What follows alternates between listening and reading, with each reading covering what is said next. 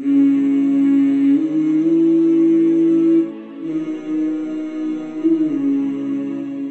الله الرحمن الرحيم الحمد لله والصلاة والسلام على رسول الله وعلى آله وصحبه ومن والاه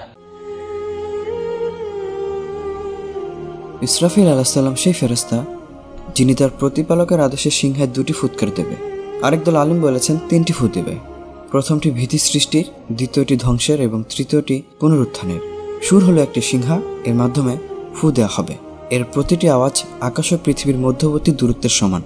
আল্লাহ যখন পুনরুত্থানের জন্য ফুৎকার দেওয়ার আদেশ করবেন তখন মানুষের রূহগুলো তার মধ্যে অবস্থান নিয়ে থাকবে। তারপর যখন ইসরাফিল আলাইহিস সালাম ফু দেবেন তখন রূহগুলো বেরিয়ে আসবে। আল্লাহ তাআলা বলবেন, আমার ইজ্জতের শপথ, প্রতিটি রূহ তার দেহে ফিরে যাক দুনিয়াতে যে দেহকে প্রাণবন্ত রাখত। ফলে রূহগুলো কবরে গিয়ে দেহের মধ্যে ঢুকে পড়ে এমনভাবে মিশে যাবে যেমনটি বিষ মানুষের শরীরে মিশে যায়। তারপর দেহগুলো প্রাণবন্ত হয়ে যাবে এবং কবরগুলো বিদীর্ণ হয়ে যাবে, আর মানুষরা দ্রুত গতিতে হাসরের ময়দানের দিকে বেরিয়ে পড়বে।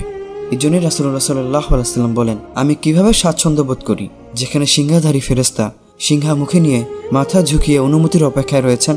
এই কথা শুনে সাহাবীরা বললেন, তাহলে আমরা কি দোয়া পাঠ করব ইয়া রাসূলুল্লাহ? রাসূলুল্লাহ সাল্লাল্লাহু আলাইহি ওয়াসাল্লাম বললেন, তোমরা বলবে হাসবুনাল্লাহু ওয়া নি'মাল ওয়াকিল আলাল্লাহি তাওয়াক্কালনা। রাসূলুল্লাহ সাল্লাল্লাহু আলাইহি ওয়াসাল্লাম বলেন, ইসরাফিল আলাইহিস সালামের ডানে জিবরাইল ও বামে মিকাইল আলাইহিস সালাম অবস্থান করছেন। মিকাইল আলাইহিস সালাম হলেন বৃষ্টি ও উদ্ভিদ আদির দায়িত্বে নিয়োজিত। তিনি আল্লাহ থেকে প্রাপ্ত বিশেষ মর্যাদার অধিকারী ও নৈকট্যপ্রাপ্ত ফেরেশতাদের অন্যতম। আনাস রাদিয়াল্লাহু আনহু বলেন, নবী করিম সাল্লাল্লাহু আলাইহি ওয়াসাল্লাম জিবরাইল আলাইহিস সালামকে বললেন, ব্যাপার কি, আমি মিকাইলকে কখনো হাসতে দেখলাম না যে? উত্তরে জিবরাইল আলাইহিস সালাম বললেন, মিকাইল আলাইহিস সালাম জাহান্নাম সৃষ্টির পর থেকে এ যাবৎ কখনো হাসেননি। মোট কথা, জিবরাইল আলাইহিস সালামের দায়িত্ব হলো নবী রাসূলগণের নিকট হিদায়াত অর্থাৎ ওহী নিয়ে আসা। মিকাইল আলাইহিস সালাম বৃষ্টি ও উদ্ভিদাদির দায়িত্বে নিয়োজিত, যার মাধ্যমে এই দুনিয়াতে জীবিকার সৃষ্টি করা হয়। তার অনেক সহযোগী ফেরেশতা আছেন। আল্লাহর আদেশ অনুসারে তিনি যা বলেন তারা তা পালন করেন। আল্লাহ তাআলার মর্জি অনুযায়ী তারা বাতাস ও মেঘমালা পরিচালিত করে থাকেন। আকাশ থেকে যে ফোঁটাটি পতিত হয় তার সাথে একজন ফেরেশতা থাকেন, যিনি সেই ফোঁটাটি পৃথিবীর যথাস্থানে স্থাপন করেন। ইসরাফিল আলাইহিস সালামকে পুনরুত্থান দিবসের জন্য সিংহায় ফুৎকার দেওয়ার দায়িত্বে নিয়োজিত করে রাখা হয়েছে। তবে মালাকুল মউতের নাম কুরআন ও সহিহ হাদিসগুলোতে কোথাও বলা নেই। তবে কেউ কেউ বলেন তার নাম আজরাইল। আল্লাহ ভালো জানেন। আল্লাহ তাআলা বলেন, قل يتوفاكم ملك الموت الذي وكل بكم ثم إلى ربكم ترجعون। বলো, তোমাদের জন্য মৃত্যুর ফেরেশতা তোমাদের প্রাণ হরণ করবে, অতঃপর তোমাদের সবাইকে প্রতিপালকের দরবারে ফিরিয়ে নেওয়া হবে। মালাকুল মউতের কিছু সহযোগী ফেরেশতা আছেন যারা মানুষের রূহকে দেহ থেকে বের করে তা কণ্ঠনালী পর্যন্ত নিয়ে আসেন। তারপর মালাকুল মউত নিজ হাতে তা কবজ করেন। মালাকুল মউত জান কবজ করার পর সহযোগী ফেরেশতারা মৃত ব্যক্তিকে উপযুক্ত কাফনে আবৃত করেন। তারপর তার রূহটি নিয়ে ঊর্ধ্ব জগতের দিকে রওনা হন। রূহ যদি নেককার হয় তাহলে তার জন্য আকাশের দরজাগুলো খুলে দেওয়া হয়, আর যদি খারাপ ব্যক্তি হয় তাহলে তার সামনে আকাশের দরজা বন্ধ করে দিয়ে তাকে পৃথিবীর দিকে ছুঁড়ে ফেলা হয়। আল্লাহ বলেন, তিনিই তার বান্দাদের ওপর পরাক্রমশালী এবং তিনিই তোমাদের রক্ষক প্রেরণ করেন। অবশেষে যখন তোমাদের কারো মৃত্যুকাল উপস্থিত হয় তখন আমার প্রেরিত ফেরেশতারা তার জীবনের সমাপ্তি ঘটিয়ে দেয়। দায়িত্ব পালনে ফেরেশতারা কখনো কোনো ভুল করে না। মৃত্যুর ফেরেশতাগণ মানুষের নিকট তার আমল অনুপাতে আগমন করে থাকেন।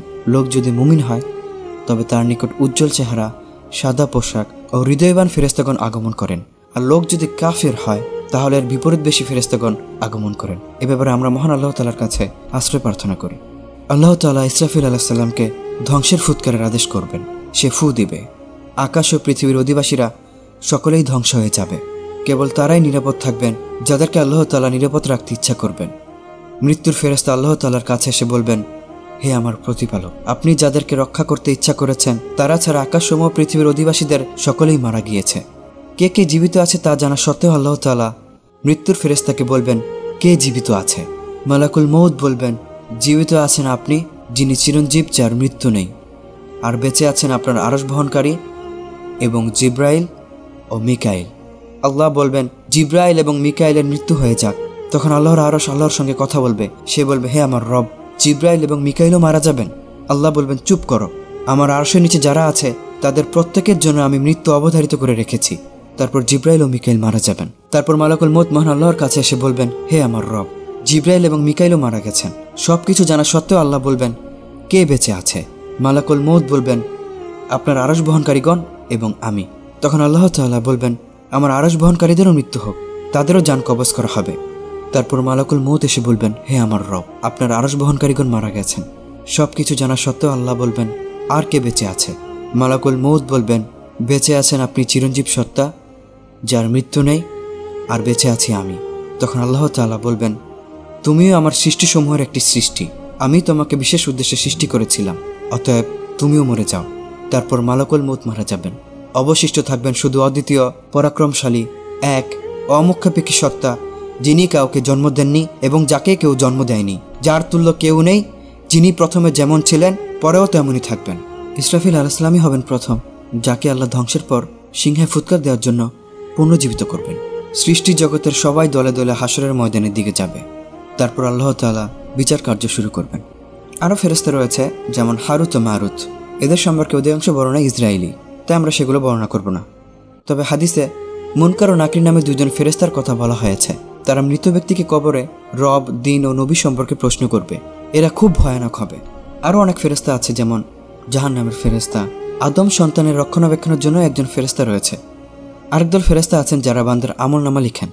আল্লাহ বলেন, وَإِنَّ عَلَيْكُمْ لَحَافِظِينَ كِرَامًا كَاتِبِينَ يَعْلَمُونَ مَا تَفْعَلُونَ তোমাদের উপর অবশ্যই পাহারাদাররা নিযুক্ত আছে। এরা হচ্ছে সম্মানিত লেখক, তারা জানে তোমরা যা করো। قولوا قولي هذا واستغفر الله لي ولكم فاستغفروه إنه هو الغفور الرحيم.